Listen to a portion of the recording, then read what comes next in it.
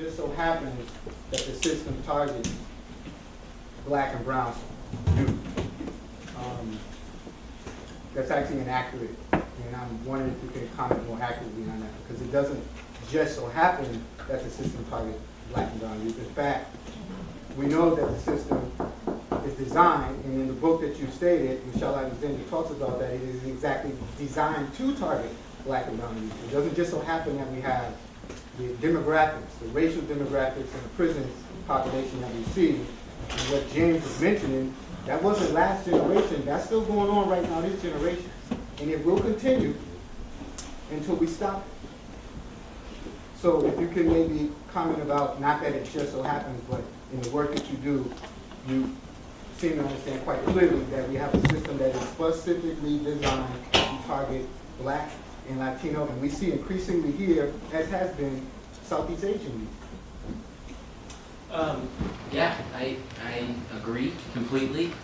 The only thing that shakes me up, and sometimes I end up saying something like that, is, so I do most of my work in the Attleboro District Court, and like everybody I represent is white.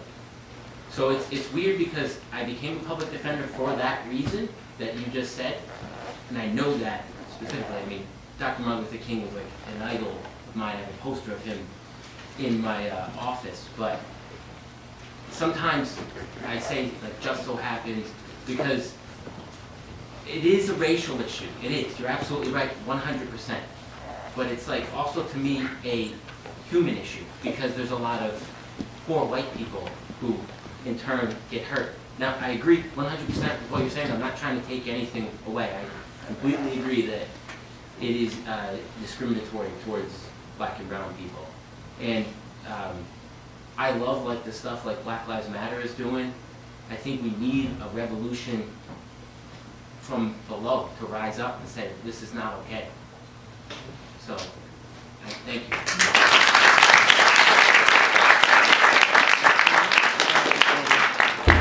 Could some of the young people talk about what it was like to tell your story? How did it feel? Well, we kind of missed a lot of our story. Yeah, Because we of missed the like late almost half of the performance. But, I mean, We wouldn't know that.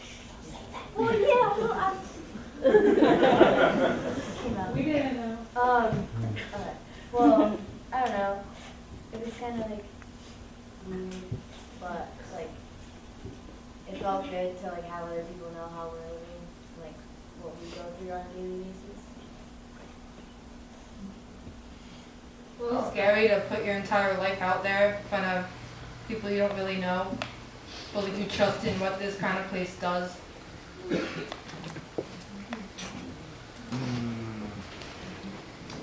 I was really nervous when I was doing it, so I was lower, and I was supposed to be higher with my voice. It's okay.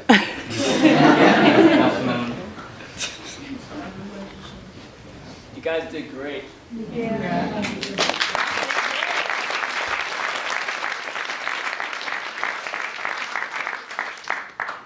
Actually was kind of hard because he was actually Ramos was actually playing. I think, but the stuff is like he had actually like been in jail since like near 4. Well, he wasn't in jail, but he kept on getting charges since like near 15 or so. Just my brother Justice, not me. And, I actually play as him, and it's actually hard for me sometimes because like the stuff that he does on basis, which really can just get him killed. They have the right to shoot. Can I ask, how does that affect your decision making when you see what your brother does? My decision making, man. I just said, look, I didn't want to be a follower. I didn't want to really end up like my brother. I was just like, I just want to be the one that like, really just like, doesn't get arrested, wants me arrested. It's really like, even when you go in jail, you get in charge of like felonies, you can't get a job, you can't like get like certain things, you can't get certain places, go to certain places, So So I don't want it all, but I just want enough so I can support myself and my family. Talk about your process, like how did you end up saying the things that you said tonight and making the movements that you made and standing where you stood? Like how did you go from having a life where you live something to suddenly being on stage and sharing it the way that you shared it? Well, for us, we've been here for a couple other times because of a staff at our group home, and she brought us here and wanted to show us different sides of things. And so, Next thing you know, there's a Freedom Project, and I went and I watched it and I loved it. And our teacher brought up that there was a Youth Freedom Project coming up. I just loved the idea I had to do it. And to get our lines, Grace asked us like a bunch of questions, and we talked, like we answered like personally, and she went back and listened to it and like typed it up into a script. yeah, like we just like sat there for like an hour and a half and just like told her everything. Kind of weird, but it just like, she just made everything like well played like into like the whole script, and it was like actually like really cool to share like the things that we said about sharing so much. I think with our group, a lot of the movements are like, they weren't meant to happen. So you kind of like, I call it like, it's literally a creative process. So we just like play audio and play different lines in interviews, and we're just here in the space. And like someone does something and we're like, oh, that's cool. Let's try it again. Let's add this, and then you have the show. So like, we explored a lot, like with just genres and movement styles. I think, you know, Justine's main focus with our group was to make sure to tell every one of their stories. And that's one thing that we wanted to include was every single story was just as important as the other. And we wanted to make sure that we gave it that attention. So, a lot of Supermaning. We did it so much. I have a question. My brother was also a public defender in DC, but I'm not sure I understand or know about this. Once you have a felony, even if your education level, if you keep going, is there any time in your life that felony goes away? Well, it can, it's possible. There's like expungement laws to help people get rid of it. But I think that there's starting to be a little bit of a shift in society and giving people chances. I have friends that are attorneys who have been to jail and committed felonies, and now, I mean, their path to getting there is very uphill doing that, but it's possible. But there are like expungement laws, I think, that you're kind of referring to. I had 50-something felonies on my record from the time I was 17. And I haven't had to apply for a job in 4 years. If I lost my job today, I wouldn't have to apply for another job. Somebody would hire me tomorrow. I don't even have to work for anybody, to be honest with you. I'm fully capable of sustaining myself right now. And that's the thing about it. When I came home, I didn't have a pot to piss in, literally. I went to see a friend of mine. He runs the financial aid department at CCRI, and I'm looking at him, and me and him, we went to school together, went to Holy Name together. My grades were better than his grades. He was the one that would get drunk, and we'd end up in a fight because of him.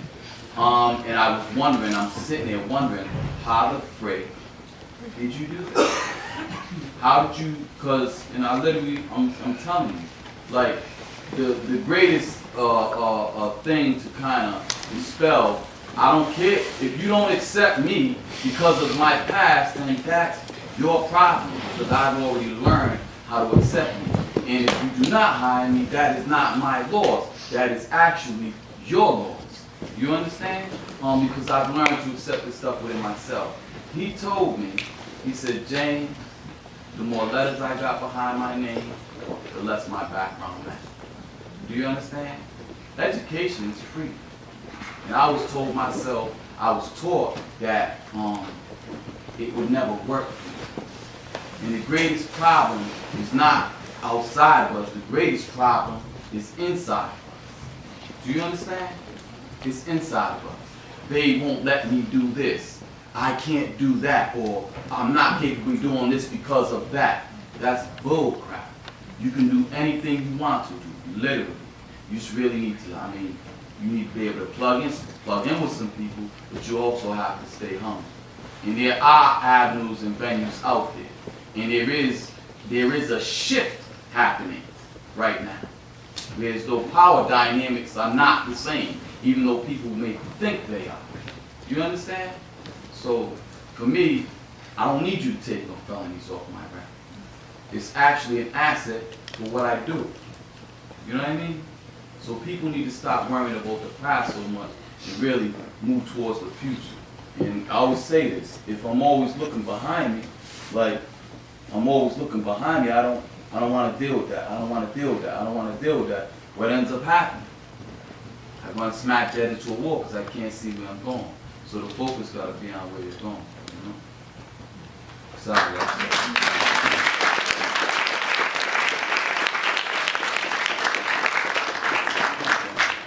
What would you want other kids that are going through things that you're going through to take away from this performance? I mean, art actually is a way of expressing yourself in a non-violent way. A lot of kids that can't really like talk about their feelings, take it out on other people in violent ways. Most kids that do really get involved with like guns and stuff like that, they have like a lot of fear built into them. Or it's the crowd they hang around with.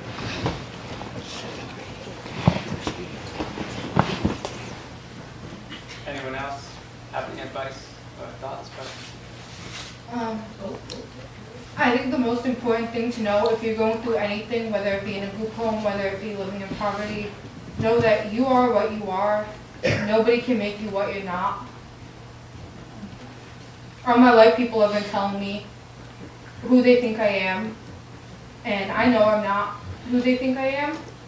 So just telling myself that I'm not that person, that I'm who I am, makes a big difference in being who you want to be. And that you're not alone.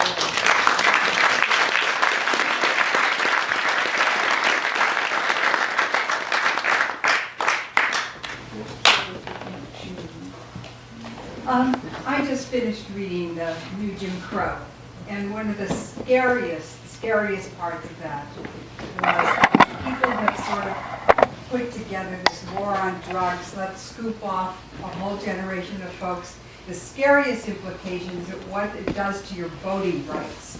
These folks, to my elderly mind, seem to think, well, we're going to put them all in jail. They're not going to vote for us anyway.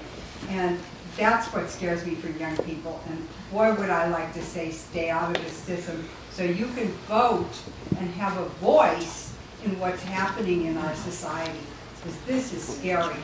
Just a whole huge percentage of people of color can't vote. To say something on that.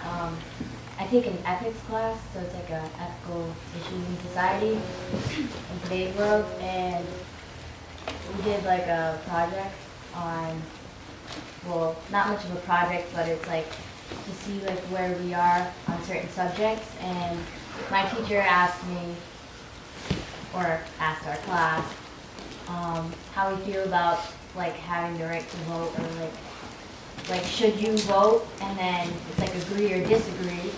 And I feel like it's important to be able to vote, and like it's something that you should be able, like you have the right to, and some people didn't back then or don't now. And so I just feel like everyone should like be able to vote and just stay out of the system and out of jail. Everyone should be able to vote regardless. If you guys have ideas about, like, in your experience, is the group home system completely broken? Do you have ideas about ways that should be fixed and improved? Well, for me, I personally don't like the group home system at all. And like, we've tried to change it, like personally, like kids from the group home, we tried to ask for different things and see if things could be changed, and they're just like set on like their rules and how things should go, and like you just don't really have to say much. It's like they just take away your right to say anything, and like you just have to follow with what they want you to do. So I don't like the group home system at all, to be honest. I don't either. I mean, in a regular house, you wouldn't have to ask for your towels. They wouldn't be locked up. The spoons wouldn't be locked up. You wouldn't have to stay in the house. You would be able to call pretty much whoever you want. Like, I have to ask for somebody to dial the phone so I can call my dad if I want to call my dad. It's like, you don't have to do that in the real world. I was wondering because you were saying how important school was. I was wondering for the young people, do you find anything good about school?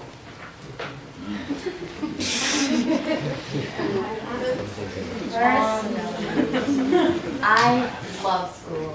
I'm on track to graduate, on track to go to college. I literally did my FAFSA form the other day with my mom. Yes. Woo! And I love school, and I feel like it's a good way to get away from everything like that's bad. Like you just focus on school and like you just kind of let everything else fall away. Especially in a group home when you're in a house full of like drama and people telling you what to do, and like when you go to school, it's just kind of like a way. Like it's school is personally my sanctuary. It's like it gets you places, and it just helps you grow as a person. Any other thoughts on school? I think school is like a good way to get out of like the life you're in or the situation. Cause like I know my life has like been like pretty bad since I was young, and like going to school is like my way to get out of it. Like I'm only in 10th grade. I took my PSATs, and like I have like scholarships offers to like colleges, like the University of Chicago and stuff. So like, if you like go to school, do what you have to do, like it's your way to get out of the life you're living, if that's what you want. For me, school is something that you have given to you to make yourself better and to do something for the world. Like me, I want to be a journalist. I want to write, and I want to show the world what every person can do through writing. I write all the time, it's all I do. And if I hadn't gone to school when I was younger, I wouldn't have my writing skills. And I had this guidance counselor at my school, and she taught me how to let everything out through my writing, and that's why I'm a writer now. If I hadn't gone to school, I wouldn't have the possibilities I have now in my future. I wouldn't be able to obviously be out of the house. I wouldn't have met all the people who make my life so different now. Oh, I was just gonna say, I wish there was more uniformity in curriculums. I don't feel like every single school does the necessary to educate kids on just basic fundamentals. You know, I talk about my experience that's in school in a whole nother state, and it's like movie to people. They tell me, you know, it's like, oh, you went to school that they show in the TV shows or in the movies, and I'm like, how? Like, to me, that was normal. That was the norm. You know, you had your honors, your APs, you had your, I mean, all kinds of educational outlets and advancements in just middle school or high school, even elementary school. I mean, we had, I don't know, magnet elementary schools, and I wish that was a uniformity across the board in the United States, period. Like, in the whole Western Hemisphere, there should be education uniformity. Like, one county shouldn't get more books than another, and I just wish that was better.